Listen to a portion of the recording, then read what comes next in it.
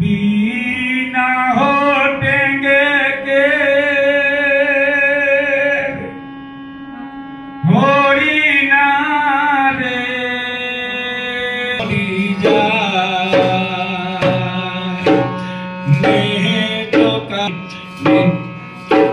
मोहरो का टोले नहीं मोरई नेहरो का टोले मोरी जा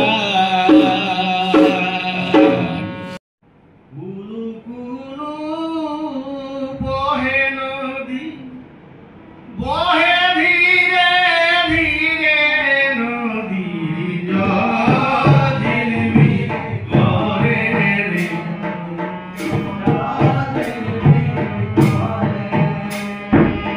গুলু গুলু বহে নদী বহে ধীরে ধীরে নদী ঝিলমি করে রে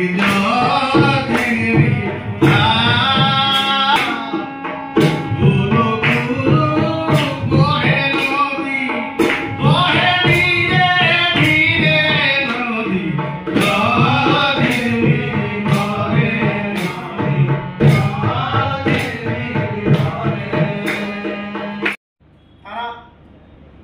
পাটকারদের যে গান এগুলো আজ আমরা অনেকে যে এগুলোকে রক্ষা করার প্রয়োজন।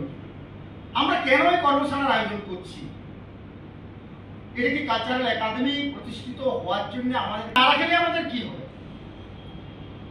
মূল কথা হচ্ছে কি যে একটা জনপদ বিষয়গুলো চর্চা হতো বলেই তাদের সেই বুদ্ধিমত্তার জাগরণ হল। আজকে এই সমস্ত চর্চাগুলো ধীরে ধীরে নষ্ট হয়নি। আমি আজকে মানভূম কালচারাল একাডেমির পক্ষ থেকে আমাদের গতকাল এবং আজকে যে মানভূমের লুপ্তপ্রায় লোকগীত তার উপর যে আমাদের কর্মশালা সেটা আজকে শেষ হলো।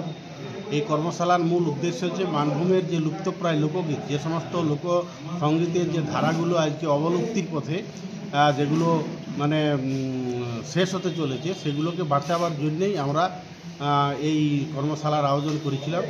মানভূমের লুপ্তপ্রায় লোকগীতের বেশ কিছু ধারা, যেমন চাঁচর গীত, ঘেরা, তারপর উধোয়া, জাঁত, সাখী গান, মন্ত্রগান, পটের গান, এই সমস্ত বেশ কিছু লোকসঙ্গীতের ধারা আমাদের প্রায় লুপ্ত হতে চলেছে। এগুলোকে বাঁচাবার জন্যই আমরা 50 জন শিল্পীকে নিয়ে দুদিনের কর্মশালার আয়োজন এখানে করেছিলাম। আজকে তার সমাপ্তি হলো। এই কর্মশালার মধ্য দিয়ে শিল্পীদের সাথে আমাদের শিল্পীদেরকে শিক্ষা ট্রেনিং দেওয়া হলো, তাদেরকে প্রশিক্ষণ দেওয়া হলো যে এই সমস্ত লোকসঙ্গীতের ধারাগুলোকে কীভাবে বাঁচানো যায়। মূলত এই কোন কোন বিষয়ের উপর নজর দেওয়া হয়েছিল?